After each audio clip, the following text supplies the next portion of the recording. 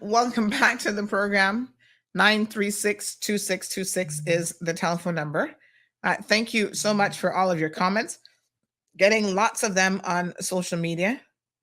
What a hot mess. Let's move on. Premier Panton. Good morning, sir. Welcome to the Cold Hard Truth.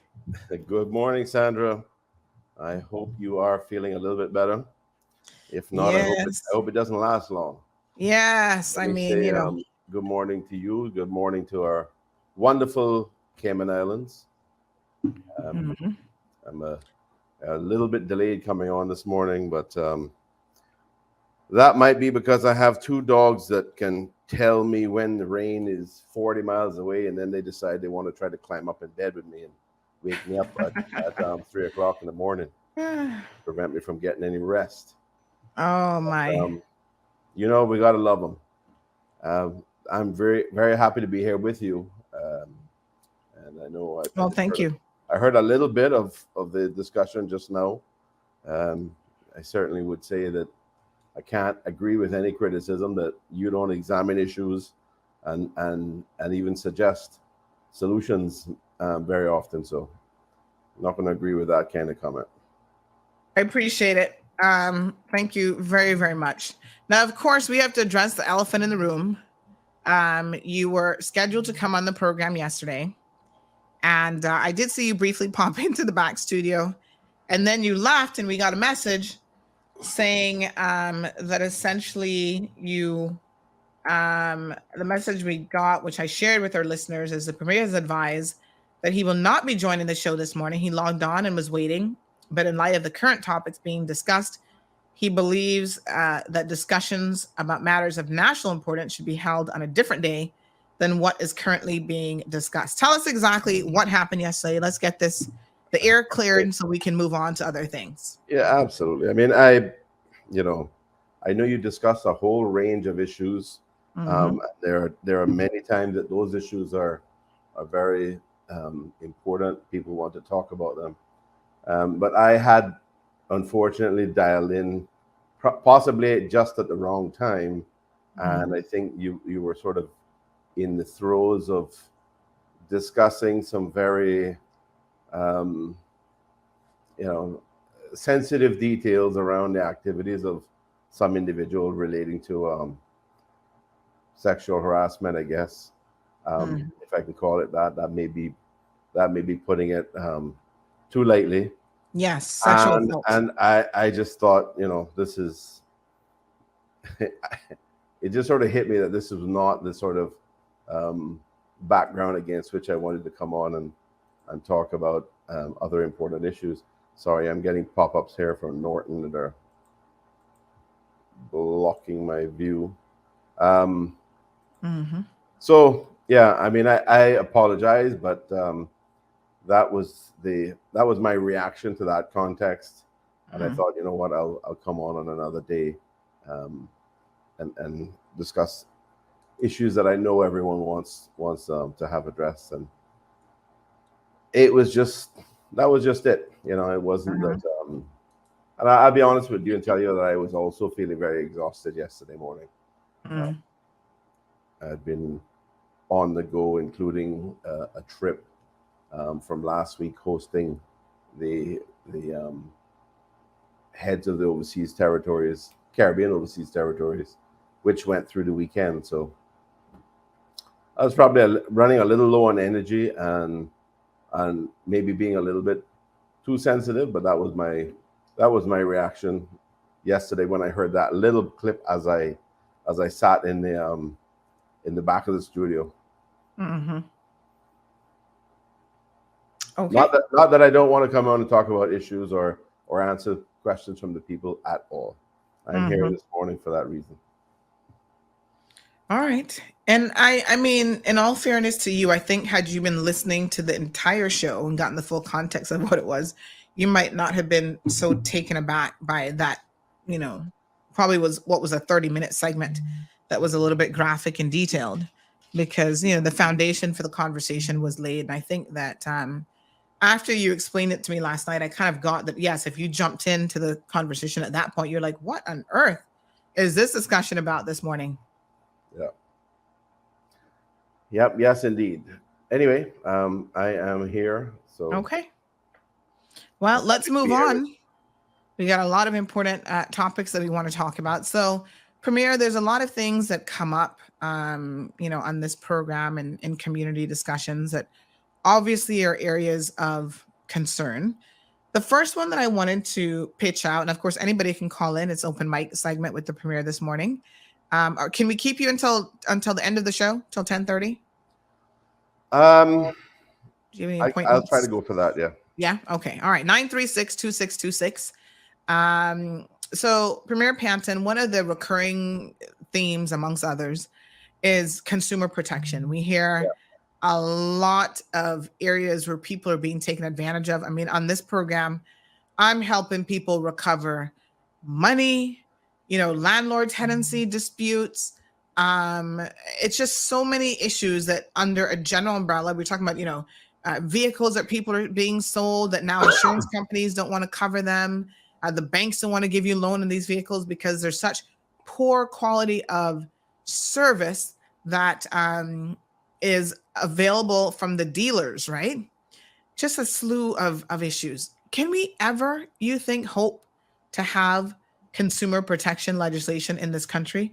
Or am I just dreaming? Is that a pipe dream? Or you think it might happen? No, I don't think it's a pipe dream at all. I mean, I think we have to recognize that we have different pieces of legislation, different provisions, different laws that do together provide some degree of consumer protection. And as you know, Sandra, there is the law contains, contract law, for example, contains provisions which gives you rights if there's a misrepresentation, if the product doesn't match the quality that's specified and all this sort of stuff. But these are the types of things that it means that the consumer has to then go and spend time and money and energy pursuing their rights in a way which is very inconvenient to them. So I do feel that we need consumer protection legislation with an agency of government that helps, that's more accessible, more convenient, can be more proactive, and sort of pursue issues on behalf of consumers. We do have efforts through the local Chamber of Commerce.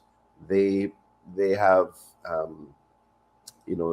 they will sort of intercede and try to resolve issues as well.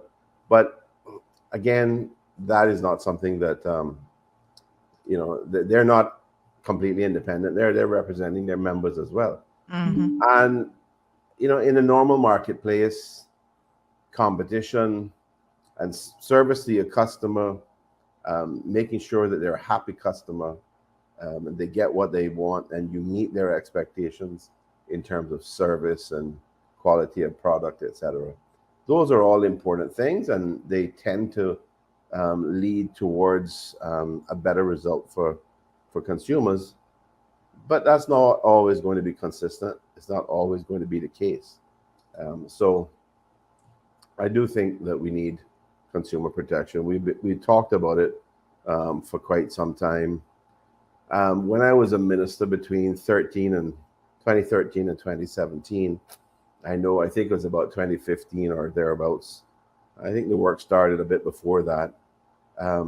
The Law Reform Commission spent some time looking at this issue. And, I think they issued a paper seeking to raise discussions around it, get public input to see what sort of direction we should take in order. Yes, exactly. The Law Reform Commission Consumer Protection Report.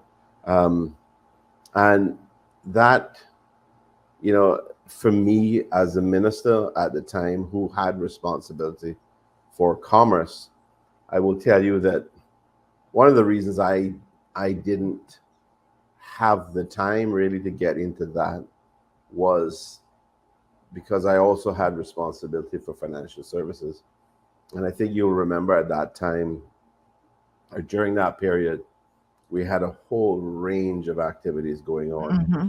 We had a lot of both bilateral tax information exchange agreements, and then we had the multilateral structures that were going on at the same time, which required us to to be engaged at that level.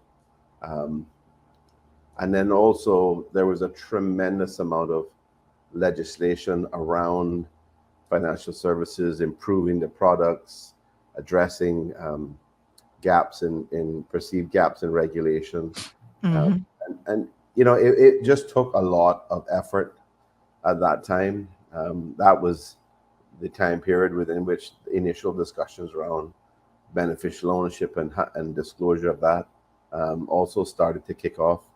So, to be perfectly frank, I had responsibility for this particular area in terms of the Ministry of Commerce, but I just didn't have the time to to devote specifically to this. You'll recall I also had environment, so one of the one of the major things I dealt with it under environment was the passing of the national conservation laws at then was, or act as it is now. So while I believe absolutely that we need consumer protection um, legislation that's more specific, that is more helpful, that um, allows individuals more convenience in terms of pursuing their rights. Um, I just didn't have the time or resources in that period. Now, since the last election and since this government has been in place, we have had discussions. Previously had discussions, and we've had discussions subsequently around consumer protection, and we've been looking at different elements of that, not necessarily an overarching thing. But I do believe that it is time that we look at this specifically. I mean, the United Nations have issued guidelines around consumer protection. CARICOM has issued guidelines and sort of pro forma stuff around um, consumer protection in the region for the region. And the OECD has done the same thing, and I believe that we need to, as a what we would call a first world society, we need to have these kinds of protections in place. The reality, of course, is that products are changing, risks are changing with those products. Mm-hmm. Um, the business environment is changing. We've things are the whole digital environment has changed things quite a bit, um, and there are over time you tend to see more and more the gaps being exposed, and you have a better understanding of where the risks are for the consumer. So that old expression in law about caveat emptor, Mm-hmm. which means buyer beware.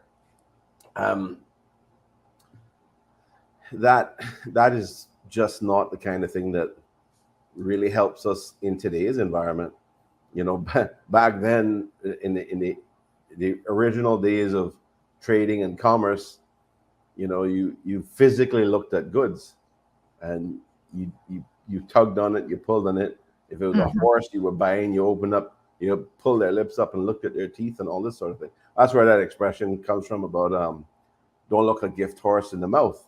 Mm-hmm. Um, but that we're long past that. We no longer, we buy people buy things online now, and you deal with even customers, even vendors that are just across town, just across the island.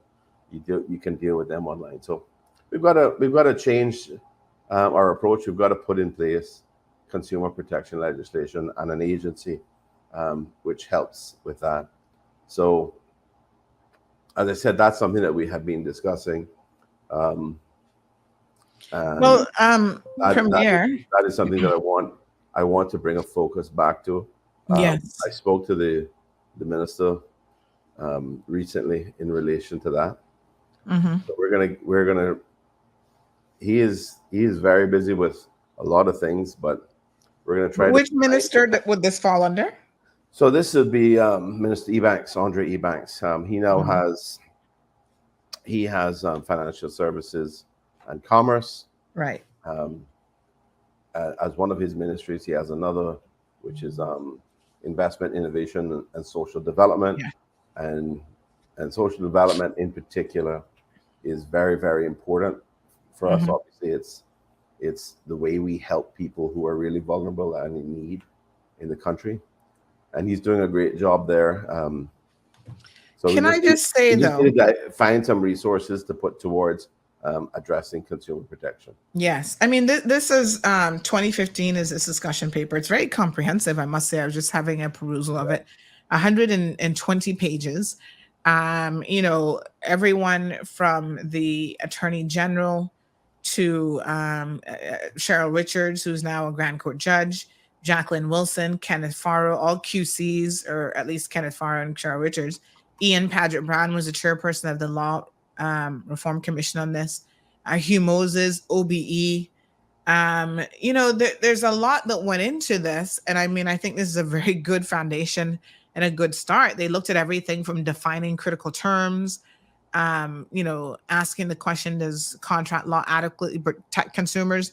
Why couldn't the government, having this amazing foundation to work off of already, assign this to one of your consulates, right? Consulars. Because I understand, as you say, ministers have their plates full, they have a lot on their plates, but isn't that why you have understudies, why you have parliamentary secretaries, is what they're now called, Right, who right. should have the capacity to pick up a specific area like this and try to see it through to fruition? Why isn't that being done? And there you go. That's a good example, Sandra, of you asking good questions and holding government to account. The answer really is that a parliamentary secretary is one individual. They may have Mhm. the capacity to review this and say, okay, we think we should get started with this.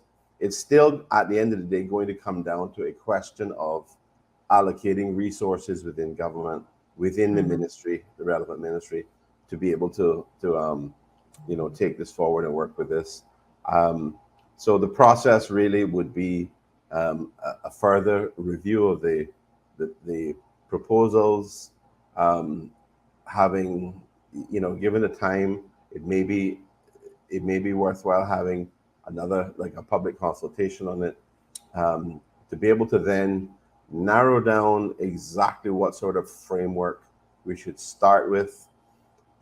We have the ability, for example, to look at other jurisdictions to see what they do and how Mhm. they started, what sort of system they have in place as a initial action.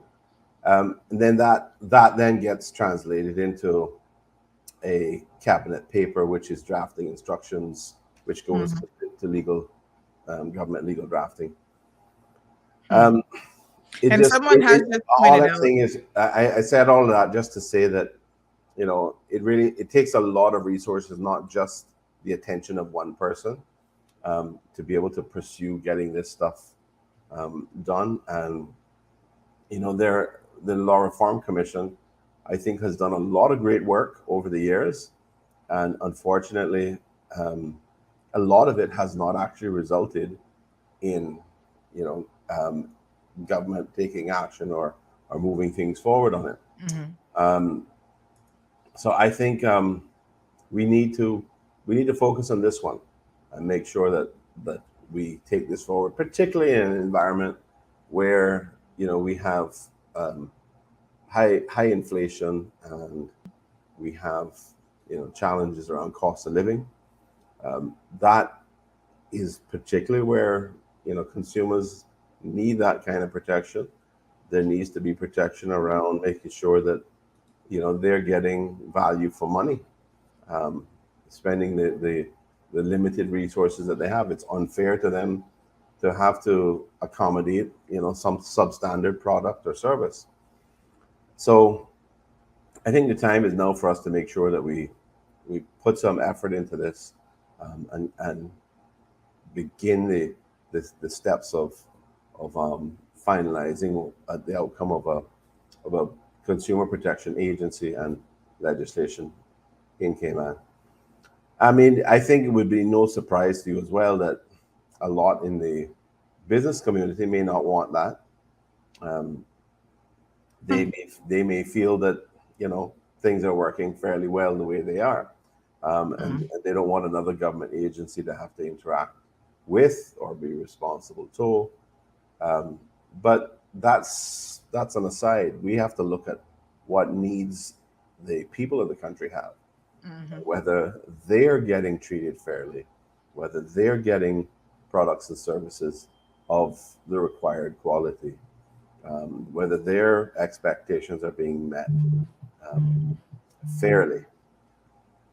So I will give you the commitment that this is something we will look at and start putting the efforts into getting this done. And I think Okay. you've been discussing some issues. I haven't tracked everything, but I know you've been discussing some issues recently around certain products that may not be providing the meeting the required standard and expectations, and that's just one more example of a situation where we need an agency who is going to also help, in addition to people like you who are bringing the issue to the public and discussing it. We need a government agency which can help. All right. Johan says DCI should be leading the initiative for the development of a better business bureau that then becomes the responsibility of the Ministry of Commerce, with the parliamentary secretary reporting directly to the minister with responsibility. The Consumer Protection Agency must fall under DCI at the initial stage of setup and draft appropriate laws and regulations. Marshall says, why does this sound like a runaround? Rosie has a question, which we'll get to here in a second, about pensions. Balika says the discussion paper on consumer protection was issued by the Law Commission in November 2015, some 8 years ago. And we do have a caller on the line. Good morning, caller. Welcome to the program. Yes, Miss Sandra. Yes, ma'am. I don't want to throw you off where you are either, but put this in the stack for me. Mr. Premier, good morning, sir. Good morning, dear. Pleasure to hear you. Thank you, sir. And nice to hear you. Sir, as a conversationalist and a new position as Premier, I enjoy hearing you. You always leave me having known more after your talks than I knew before. And like I said, I consider you very reasonable in your public approach. You used a few words, two words, one word, but a derivative of in your contribution before, and the words are help and helpful. Mr. Premier, I don't even want to go down this road, but when I call your office, you won't call me back, because this is going to take you away from where you all are now.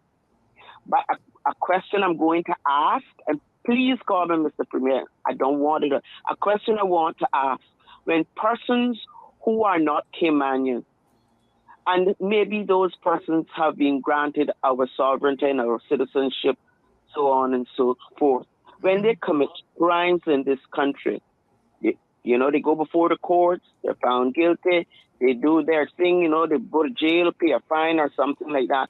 What happens? Say it's a jailhouse matter. What happens after they're released from jail? They right up in my face again? Sir, is there any way that you could write a law? What would the human rights and the all other things, documents that we must follow to the most minute detail? You commit a crime in this country, you gone. We jump that paper from you, because we got enough of our own criminals. I can be one too. Yeah. We don't need to import criminals who claim they're looking for a better life, and when they come here to better their lives, they turn my country into a dumping ground on this planet called Earth. I don't like that. If I lived in another man's country, if he say you walk 500 feet on this side and 200 feet on the next side, That's what I would do. They come here and they do as they feel like. Mr. Premier, the Sandra got my number, so please call me. I want to say something to you, but it's not ear perfect. And I don't want to do that. I don't want the female mannered. And you have a nice sister. You bring much to us when you come. Come all the time. Please. Thank you. Bye. Thank you very, very much. I appreciate it. I was just checking to see if I had your number. I'll send it to you right now. Okay, thank you. I know I have it written down at my office. Yeah, don't worry. I got her saved in my phone. All right. Thank you, Miss Charlene. Appreciate it. Very much. Have a great day, Miss Charlene. All right. 936-2626 is the telephone number. I've just sent you her number. We have a question here from Miss Rosie saying, has the law on the proposed withdrawal from the pension account to apply funds to mortgage been drafted? We need help today. Where are we with this one? Well, that is, we have issued the drafting instructions in relation to that. So, it takes time to go through that process. You don't just snap your fingers. We brought the paper. The ministry worked on the paper, considered the various issues, worked out whether there were any other issues that arose in connection with the proposals that were being discussed, and they identified some. Because at the end of the day, this has to be administratively workable.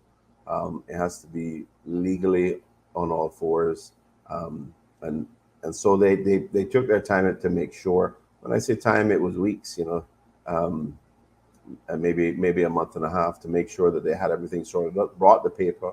The paper has gone through cabinet. The drafting instructions have been issued.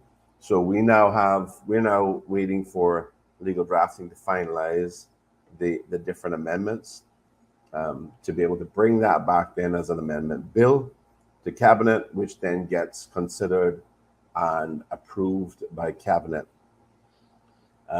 Once it's approved by cabinet, then it goes, then it can be published to follow the normal 28-day notification procedure. So these things don't happen overnight. It takes a bit of time. There is a very clear process. There's a process in terms of how we get a bill, and then in an agreed form, which reflects amendments. And then there's also a process which is set out in the Constitution, which requires a 28-day notice period. And it's only after that then that we can deal with it in Parliament. So it is on track, in train, in motion, and we will get there. All right. We've got another question that has been submitted via WhatsApp. This person says, Miss Rosie, I'm going to just pull your question down here. Hi, Sandy. Please ask the Premier this for me. Thanks. Please and thanks. Dear Premier, I feel compelled to address the issue of civil service mismanagement and the resulting financial burden on our nation. The law designates that the deputy governor is responsible for the civil service, not politicians. Yet we have witnessed instances of illegal suspensions of civil servants leading to costly settlements that weigh heavily on our government's finances. I urge your government to take action and prevent the further wasting of our country's dollars. Additionally, it is vital to consider the negative impact such actions have on other civil servants and their morale. Will your government stand by, or will you take decisive measures to address these issues and ensure responsible governance for the betterment of our nation? So, thank the whoever the author was of that note. I think anybody who knows me knows that I have been concerned about some issues that are connected, that have been mentioned in this note from the time I was first elected. And at that time, we had several prominent civil servants who were basically on leave or staying home and getting paid normal salaries. And then some years later, they ended up settling their claims with government in a process through which government basically gave them a cash settlement. But that's all subject to confidentiality, and as even the premier wouldn't have the ability to go out and talk about it and share any information. The problem, of course, is that the elected side of government, as this note recognizes, is that we're not responsible. We don't have direct control, and there are good reasons for that. It's a different system, and there are good reasons which are articulated for that. But it doesn't mean that we cannot comment internally, not publicly, but doesn't mean that we can't comment internally and say, look, I'm concerned about this. Is there a way that we can properly address this? Because at the end of the day, the civil service is comprised somewhere between 75 and 80% Caymanians, who are our people, who are our voters. And it is our responsibility as elected representatives, as leaders in the country, to make sure that our people are being treated as fairly as possible. Now, we don't have the right to get into the issues.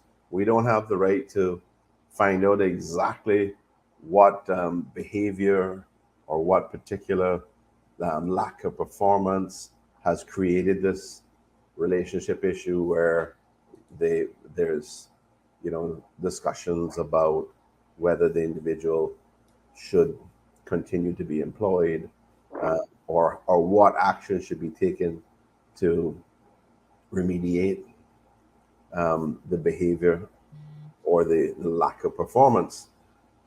We don't have the right to get into that because constitutionally we're on the other side of the fence. We can only look over, and we can comment, we can ask questions, we end up at the end of the day funding the money, authorizing the money to cover the costs of whatever happens with the civil service.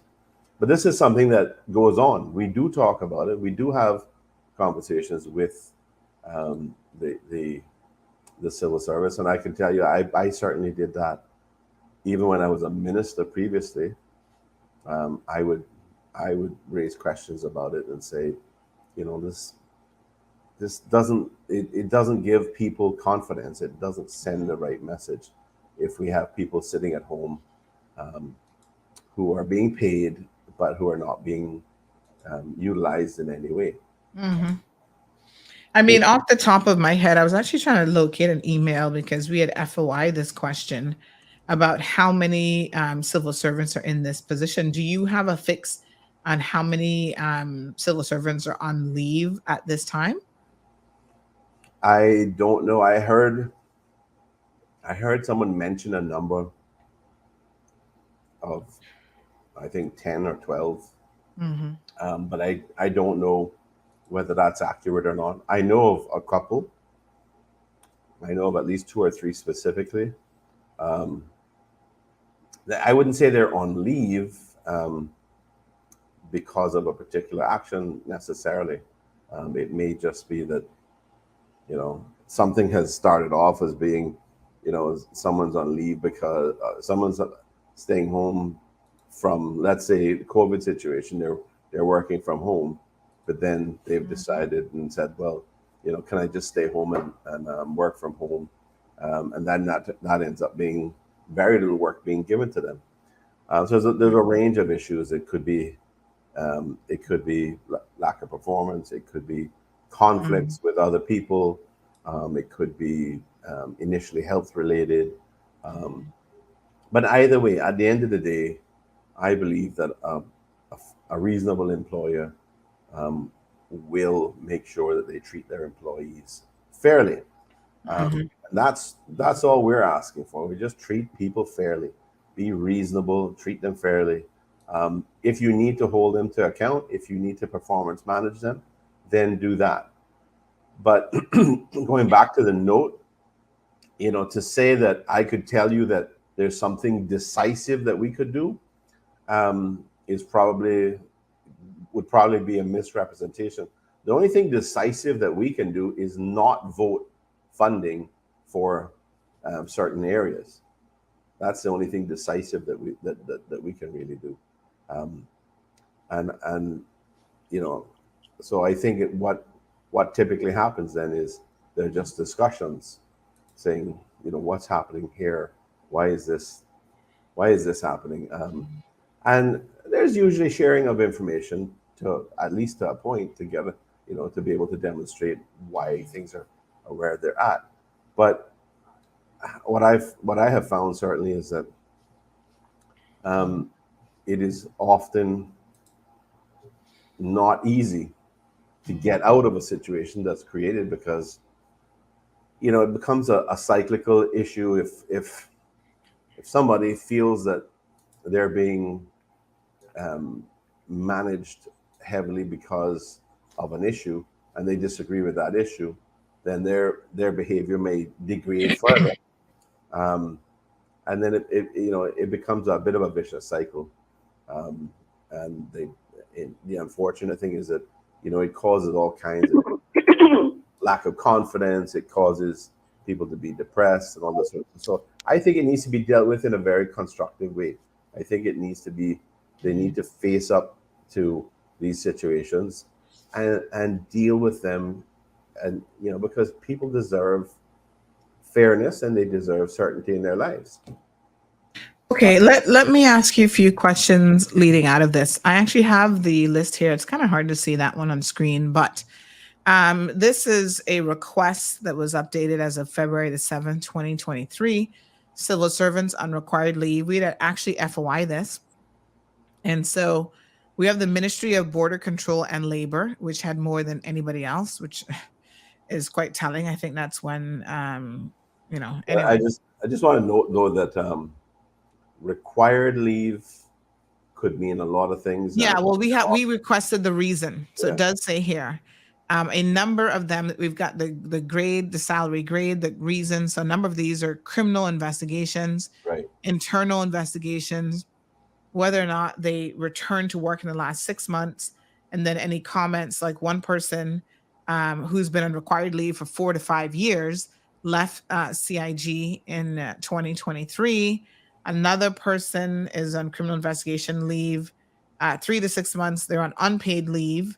So this is broken down. It's quite helpful because it's at least broken down by ministry.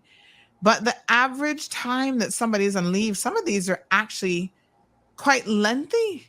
Yeah, for years. And that's the frustrating part. That is where the difficulty comes in. And sometimes when it's criminal investigations, you would expect you'd want the wheels of justice to move as quickly as possible, because you need to be fair to both sides. If somebody deserves to be punished, then that punishment should come as swiftly as possible.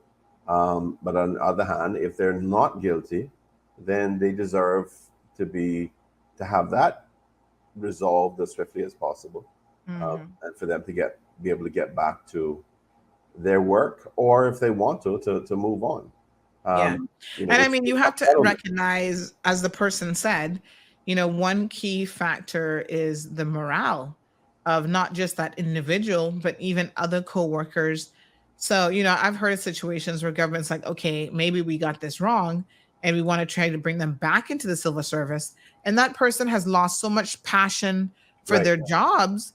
They're like, I was on leave for 2 years. What am I coming back to? Why am I coming back? So and then that's what I was saying about it. You end up with a degrading situation, with a vicious cycle where, someone's behavior and their attitude and their perspective becomes more and more negative, the longer this situation goes on. And it impacts the performance of ministries and departments. As you say, it potentially impacts morale, and these are important areas that the more you can keep people motivated, the more they're enthusiastic, the more they feel engaged and involved, the more productive they're going to be. And the more Yeah. productive they are, the better the result is going to be for the government of the day, for the people of the country. And that is why it's important to make sure that we address a lot of these things. Now, I have a, a fairly open conversation and relationship um, with the senior management of the civil service, Mm-hmm. and I certainly don't hold back if I have a concern or an issue to discuss with them, and it works the other way as well. Mm-hmm. If they want to discuss something that they see on the political side. Uh, so that's the way it should be. I mean, I recognize my limits, and they recognize theirs. But Mm-hmm. it's despite what I believe um, reflects well-intentioned approaches, we are still having some of these problems. That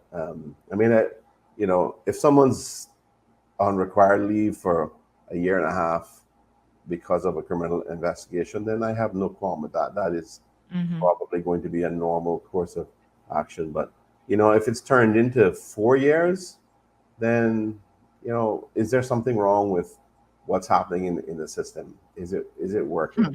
And those are areas that we need to look at. Yes. We need to, because it's a question. You've got to be fair to people on both sides of the issue. Yes. All right. We've got a caller on the line. Caller, good morning and welcome to the program. Good morning, Miss Sandy, Good morning. and good morning, Mr. Premier.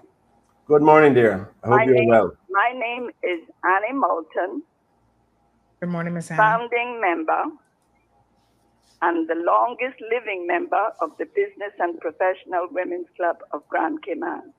Congratulations. And today I have a a question Mm-hmm. for the Premier. Yes, ma'am. Yes, I'm sure his memory is better than mine, and I can remember March 1st, 2023, when we launched the sexual harassment. The Premier let me read the headlines. I've got the paper in front of me. Mm-hmm. It says the Premier unveils long-awaited sexual harassment bill. Mm-hmm. Okay, Premier attended, so did a great number of the young persons of the Business and Professional Women's Club, who was very instrumental and put in long hours, weeks and months, in putting this bill of young people from various law firms Mm-hmm. who put this bill together, headed up by Joanna Borden Small. At that luncheon, and I am going to read from the Compass's article. Mm-hmm. It says here, and this was the Premier's words: more than a decade and a half after Cayman's Business and Professional Women's Club began campaigning for sexual harassment legislation, a bill has finally been written. Premier Wayne Panton delivered the draft legislative document to members of the nonprofit organization at a luncheon on Wednesday and announced the beginning of a 6-week public consultation on the proposed legislation. Mm-hmm. I guess my eyesight is not as good as my voice. The landmark piece of draft legislation has been a long time in the making, he said, end quote. Mm-hmm. I don't know why it's taken this long, but it's not going to take much longer. He said the business, Mm-hmm. My lighting here is not that great. Mm-hmm. I don't know why it's taken this long, but it's not going to take much longer, he told the BPW members, whom he congratulated for their persistence in pursuing the issue over the years. When sexual harassment becomes socially acceptable, when a precedent is set that it is okay to violate another human being, their dignity and their rights, or when the belief that being silent is better than speaking the truth becomes widespread, then that is the time that we know urgent legislative actions is needed, the Premier said. My question to the Premier is, having said that at the meeting in March, when this was launched, and there was other things that he said, which I have, like I said, the statement in front of me, how long, Mr. Premier, is not much longer? You promised that this was coming for public consultation for the month of April. Right. After that, it was coming to the House at the first sitting of the House. After that, we waited patiently for the call to say that it had been put on the agenda, because members of the Business and Professional Women's Club, like myself, who also was president at the time and went to a lot of these meetings with the young people, from whom I learned a lot on doing law research. And I have to thank them for that. Waited for the call to say it's on the agenda so we could go and listen to the debates that were being put forward by the members.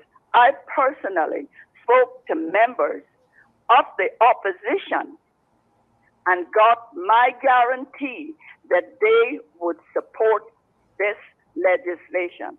I don't know how many other members did it, but I know I personally did, and they know who they are, and I hope they're all listening, and I hope all of government is listening. And when we talk about national issues, I think that I know that this is a national issue, because as a club that have advocated for this, we know the complaints we get and the people we get it from. And believe you me, there isn't one or two. It's widespread, and by people we would never even dream that would harass their employers. It is widespread, and I think the Premier knows it as well. That is why he said he was willing to bring it to the House and get their approval and get this bill going. My question is, how long is not much longer? Thank you, caller. Your question is really when. Yes. Ms. Hani, I want to reiterate everything I said previously, but I also want to put in context that, the public consultation ran until the middle of April. The Gender Affairs Unit that is under the Cabinet Office and works with me, we don't have a very big unit with lots of resources, and we've had some issues there where not because of anybody's fault, we've had some delays in dealing with certain matters. And again, I want to stress, it's not anybody's fault. It is just some things that happen in life from time to time. But I've had several conversations with the senior people in the Cabinet Office to make sure that I am clear of when we can expect to get the revised draft, because we published the draft as a white paper for public consultation, and we reached out to various agencies, the HR the Human Resources Association, Chamber of Commerce, as many other big employers that we could be aware of, to and the public through various means, through our consultation hub that's on the government website, through meetings that we've had. And we are just sort of in the process now of collecting all the information that's come in from the public consultation and weighing up the extent to which we may need to make amendments or adjustments to the legislation in order for it to be finalized as a draft bill that then comes to cabinet, gets approval from cabinet, and gets published. I don't think anybody should have any doubt that I am somebody who is very committed to making sure that the environment that our women, our young ladies work in is one which they are valued for their contribution, and they're not disrespected or abused or harassed in any way because of their gender or any other feature. I've had to make some very difficult decisions over time because of my principal position on issues like this, and I am completely supportive of the BPW's BPWC's position. I am grateful for the amount of time and effort that they put into this over the 15, 16 years, 17 years, whatever it was. So I am only asking for weeks or a month or two at most. I want to get this legislation forward and get it through Parliament this year.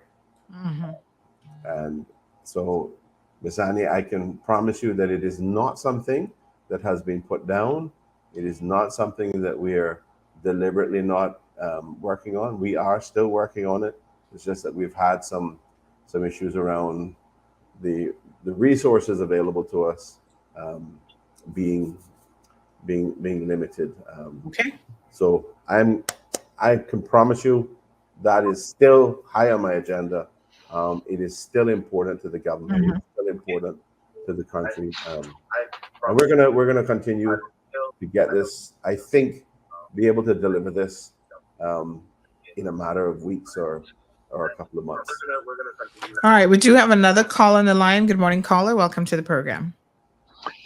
Good morning, Sandy. Good morning, Premier. Good morning. First of all, Premier, you know the way it is. They say that when you miss somebody for a long time, when you see them again, then you love them even more. So I think that's the case with you today. Now, just 2 points I want to make. There's somebody who sent a comment who said, I think they were talking about the interference of politicians sometimes in the civil service. I sent in a little note there to say that this is addressed actually in some detail in section 22 and 23 of the Public Service Management Act.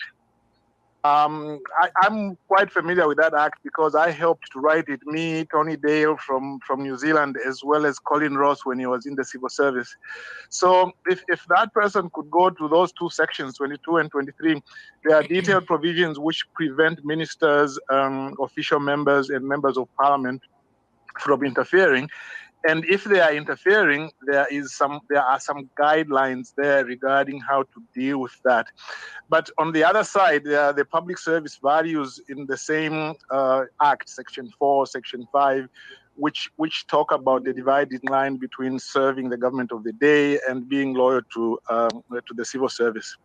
In fact, if that person can just search for the word political, you will find about 20 hits, and it will give you a lot of information about that.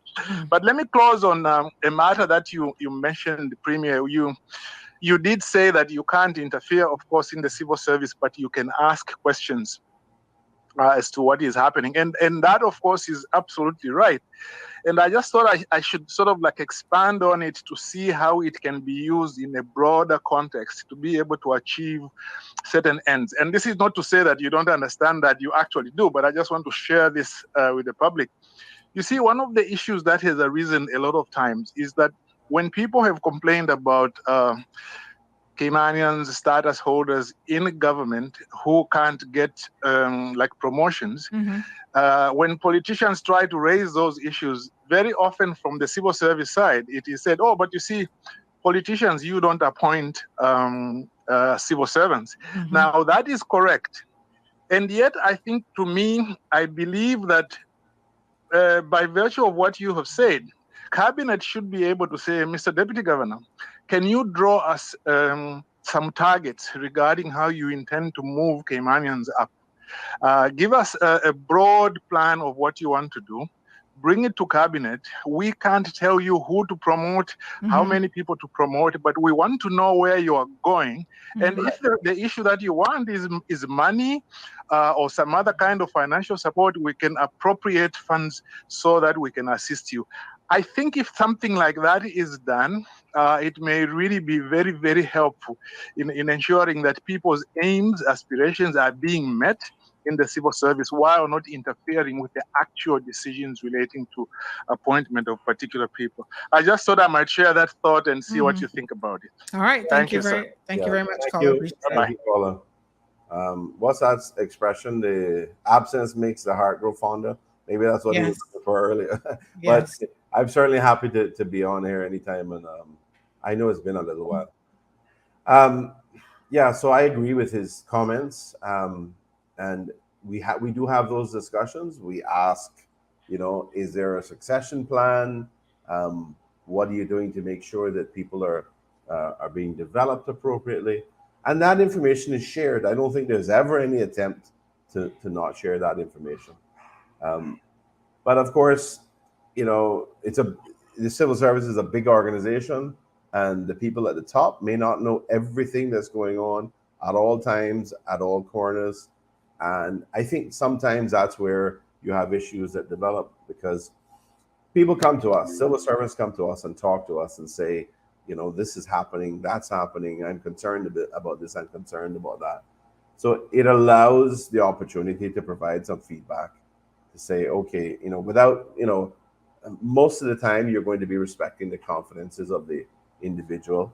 So you put issues across, or you raise a question which doesn't betray the confidence, doesn't identify the person, but it helps to either elevate the issue, bring a sense of understanding to senior management as to what is happening and what they should be concerned about. And I think working together in a constructive way like that is a good way of both respecting our constitutional positions, but also achieving the better outcomes for the civil service and for individuals who may feel that there are issues in connection with the way they are being treated. With the best will in the world, sometimes it helps. A lot of times it may help. Sometimes it doesn't really satisfy the perspective of the individual. But at the end of the day, there's not a lot that the politicians or the political side can do. I think they have to make sure that they engage on the civil service side. And there's various different ways in which they can do that. But they have to make sure that they engage on that side to try to pursue an improvement in the relationship or an improvement in the performance, so that people are more satisfied and people feel more engaged and involved. People feel, and they feel a greater sense of esprit de corps, part of the team. Because once that's all happening, once civil servants, or it doesn't have to be civil servants, any organization, when you're engaged and you're enthusiastic and you feel that you're valued, you feel that your ideas are given some respect and opportunity to be heard,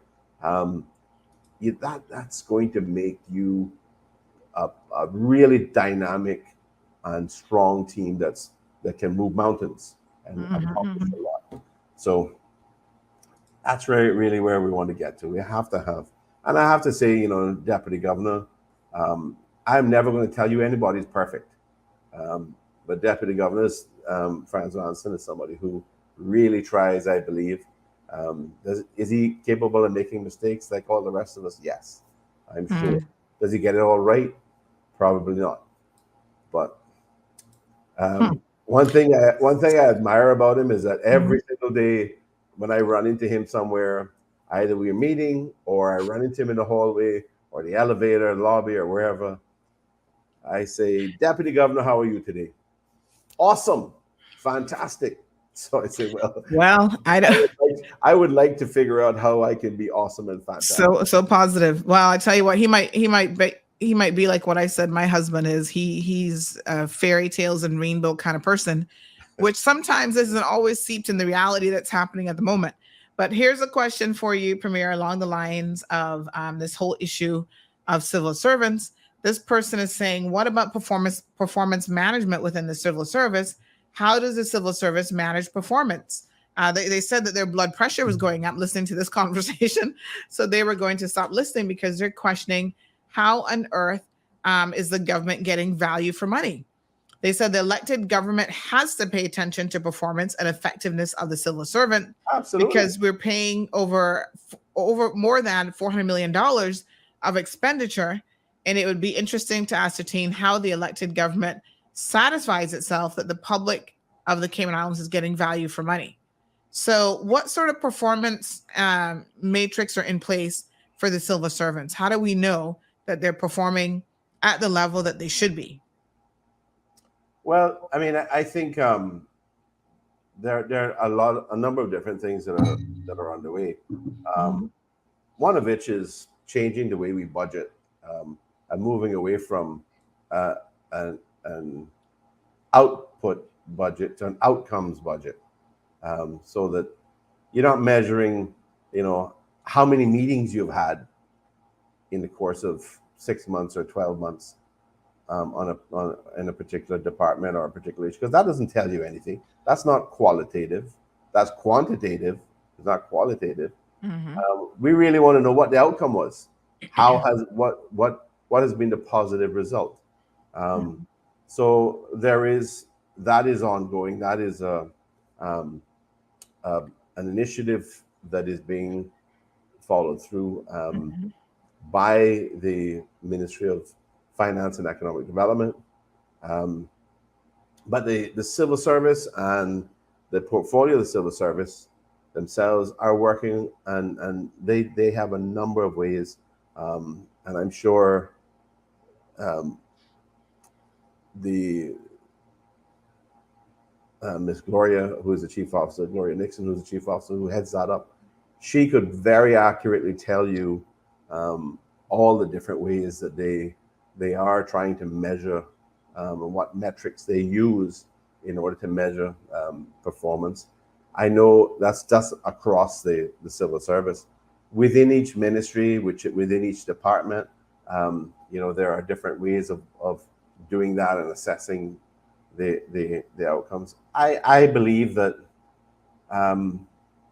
we still have we have a good civil service. We have a civil service that is capable, and many civil servants work hard. Many contribute, and we're able to deliver effectively. If that wasn't the case, we wouldn't be a strong country the way we are. We wouldn't be as successful as we are. But that aside, does it mean that everybody's working as hard as they could? Does it mean that they are contributing as much as they could? I'm not saying necessarily it's their fault. It may be just the environment. The answer is probably no. Their answer is probably there's still lots of room for improvement. So that's where the challenge is to make sure that those issues are being addressed. Those opportunities are there for improvement, and at the end of the day, that gives the public better value for money. That allows the government to get more done that it wants to try to get done for the benefit of the people of the country, and there's an overall win-win for everybody and a better outcome across the board. The challenge is always with a big organization, how do you make sure those things are working and you're moving up and building up rather than building up one side and falling down here, or taking 2 steps backward for every 1 step forward, that type of issue. There's a whole range of management philosophy and initiatives and practices, strategies that can be utilized, are utilized, and I think overall it's working, but we need to have some areas addressed that will give us better outcomes. I'm not sure why the individual wanted to stop listening because their blood pressure is going up. I guess that means they're disagreeing with some of the comments. Well, But the maybe just reality a is, sense of frustration the that reality they're is not hearing. this is a legitimate issue. It is an issue for somebody to be concerned about, and for a civil servant who is in a particular position where they see things that aren't happening exactly the way they think it should be. It could be that they're completely right. It could be that they're partially right, and it probably is the case that things could be better. So we have to try to work together in a constructive way, both sides of the fence, the political as well as the civil service. And then within the civil service, I believe that there are ongoing efforts to make productivity better, to make the work environment better, to improve the levels of engagement, and really importantly, to improve better outcomes. And I mean, one of the things I've been discussing internally with my team, as well as with the deputy governor, is things like dashboards which tell us, which provide metrics that can give us a quick idea of whether things are improving in important areas, or whether they're sort of static and sort of stuck, or indeed whether they're getting worse and they need more attention. So we're looking at doing those types of things, that we can produce these dashboards that tell us and give us a really good idea of the trends, and are things getting better or worse. All right. Belika says, under the Public Service Management Act and regulations, there are provisions for performance bond, which civil servants sign at the beginning of the year. Then at the end of the year, there is, of course, a performance assessment. Yeah. This other person says the civil service conversation is not a balanced conversation. Politicians can amend the public service management law, assuming they mean amend it to make people more accountable. Huh. Well, I mean, if we think there are gaps, if we're advised that there are gaps, then yes, we could do that. But the performance management, I think, is an important way of addressing a lot of the issues that have arisen over time. And I don't know, because I don't see necessarily, except in my own ministry or ministries, I don't see the extent to which it fully cascades down.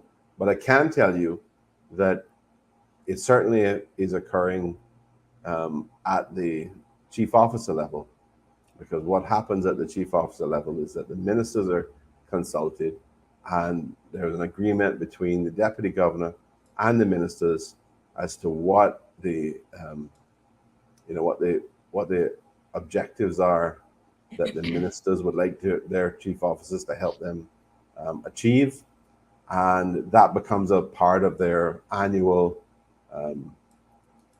performance management. That becomes a part of their agreement for the year, and they are assessed at the end of the year on how well they've achieved those objectives.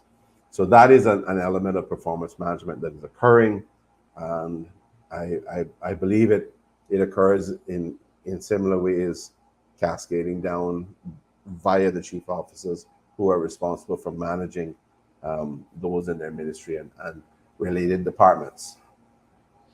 But it is happening at the senior level, and I think what we just need is better refinement of that, and I think sometimes, to be fair, there are unrealistic perspectives. If there are 5 to 10 things, that really important things that you want to get achieved in a year, that should really be it. It's difficult to say, I'm going to tell my chief officer I want him or her to achieve 36 things, because they may not be synergistic. They may be things that require you to put this down and do that, and redeploy resources. So the higher when people are too optimistic with what can be achieved, I think there needs to be more discussions about realistically what should be the important objectives for that year. And usually it's, it could be as much as 3 things, but they should have these goals. They should have these objectives, so that they can be measured against their performance and achievement of those. All right, we've got a caller in the line and then tons of questions in the queue. Good morning, caller. Welcome to the program. Good morning, Dr. Sandra, and to the Premier. Good morning. Yes, sir. Good morning. Good morning. Yeah, I just got a quick question to the district councils. We know that West Bay has went ahead and informed a district council. So I'm wondering if there's anything or any hindrance, or what is the obstacles preventing the other districts from doing the same thing? If there is any, or can they just go ahead and form it that they will, or they have to get some special allocations or whatever from the ministry? Okay, thank you for your time. Thank you so sir, much. I'll just hang up And let's be clear, that isn't a district council. So perhaps you could clarify in law what West Bay has done, because I think it's muddling the waters. It's confusing people. Right. So, I mean, let's talk about, instead of districts, let's talk about constituencies. Yes. And so under the Constitution, there is a provision for advisory councils to be set up, which would basically assist the representative for the particular constituency to do their jobs, to be able to, understand exactly what the different needs are and where the different problems are, what kind of resources need to be allocated where. This has been in the Constitution from its adoption in 2009. We've obviously now switched over to single member constituencies. So we've gone away from the traditional 6 districts exclusively from a electoral point of view. And what has been holding us up is that it has been difficult to get agreement on how this should be done, how these should be set up, because the Constitution doesn't explicitly set out how you do it. And we don't have any legislation which is enforced, which explicitly sets out how you do it. So we're still at the stage where we're trying to work through and get consensus as to how we set these things up. So for example, there are some who will favor a sort of election process where the people are nominated who want to serve on the advisory council, and there is sort of a mini election, constituency election for that purpose. There are and then that would be a democratic process where the residents, the voters in that constituency, get to determine who sits on that advisory council. There's another point of view, which is that the representative might want people that they can work with more specifically, or they have a better relationship with, have a longer history with. They trust them to be able to get things done and tell them specifically what the issues are. So there are some who would want to just appoint an advisory council, and it has been difficult to really get consensus around that. And it's not just that has been the case for several administrations, probably since the Constitution came into effect. And that is why you haven't had it resolved. That's why we don't have these advisory district councils. I am willing to take another shot at it to raise the issue and see if we can make progress on it. But what tends to happen in practice is that we all have our own committees and our own committee members who tend to be our eyes and ears in the communities and our constituencies, and they tell us, which individuals are in need, which roads need attention, where issues are that need attention, that need to be addressed. So it's not that things aren't, that the fundamental purpose isn't being addressed in some way. It's just that we haven't been able to agree on the exact mechanism through which this is being done. And I know it has been a constant issue. There is the constant complaint that that advisory councils have not been put in place in a formal way. The West Bay one, I think that the individual might be referring to, is an attempt. I think that was Madam Speaker, Kathy Ebanks Wilkes, for West Bay Central, and I think others have done it without the same kind of public or PR around it. But others have done similar things, but it's not consistent, and it's not a formal thing. It's not a formal arrangement. It is, just a way of getting a group of people to agree to work together in the same way that you would put together, or you might have a committee that works with the representative.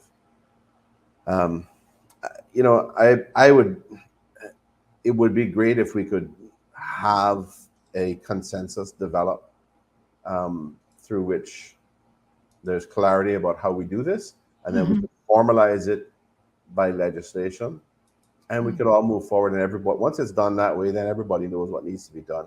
And there may be those who prefer a different approach, but once it's in legislation, it's in legislation.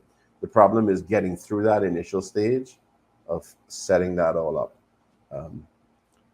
And then ultimately, it's our job to make sure that we do have people who are telling us where issues are and what needs to be addressed. That's at the end of the day, the purpose. That's the outcome that we need. How you get there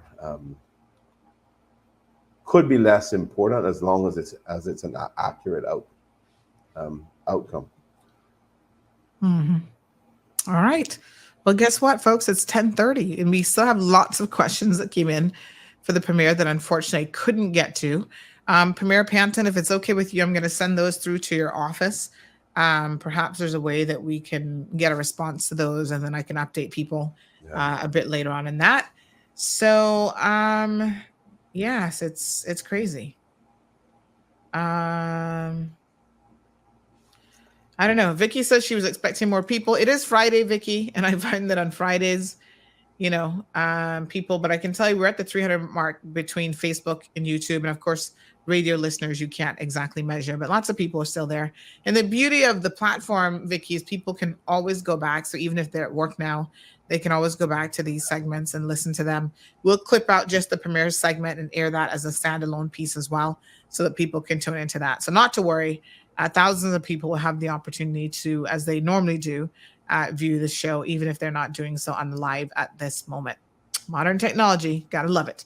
All right, Premier Panton, thank you so much. Like I said, there were still a lot of questions, and my apologies to our listeners. We couldn't get them all in. We did our best, but it's just how it is. We'll forward those through to his office, see if I can get you a response on some of those. One thing I wanted to mention in relation to the sexual harassment legislation, one gentleman said, I know that women are primarily affected, but let's not forget men get sexually harassed too. Absolutely. I've been sexually harassed on more than one occasion, and I felt I couldn't say anything because it was from a woman.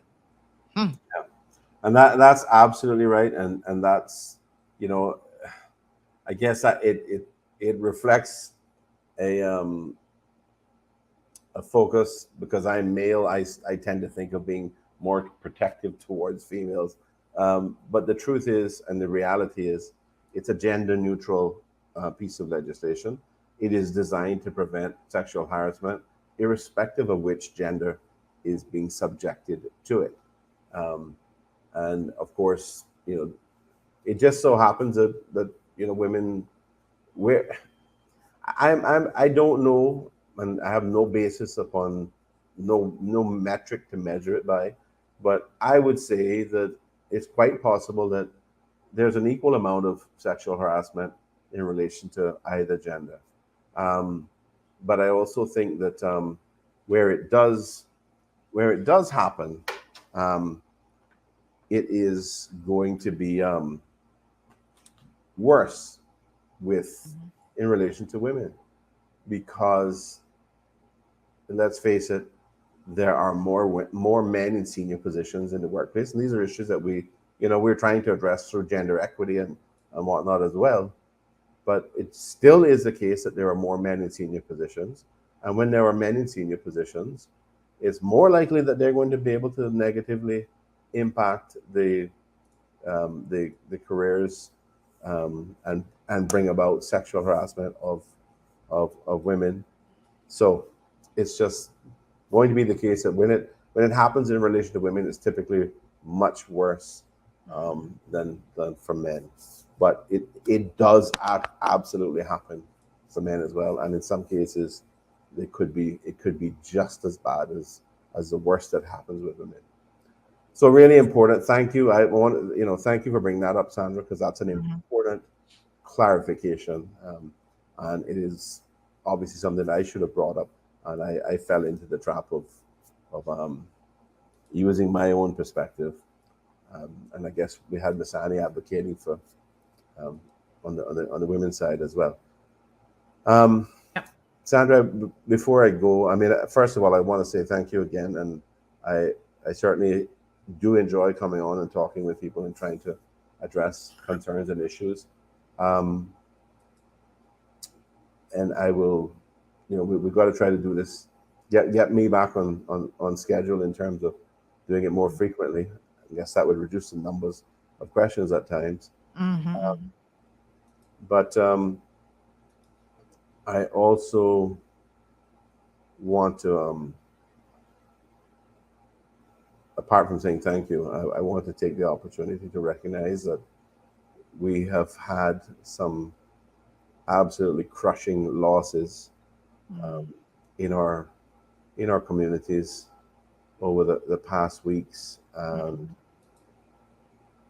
was I as I mentioned to you, I was in Miami last week hosting a meeting of the leaders of the Caribbean Overseas Territories, and it was a very productive meeting, very useful, strong in relationship building and addressing the collective concerns that we have in terms of our interactions with the UK.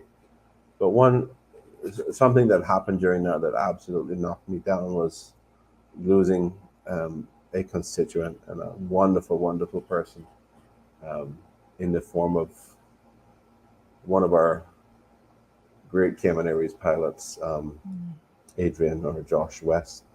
And I certainly wanted to acknowledge that. And that was something that, it reduced me to tears.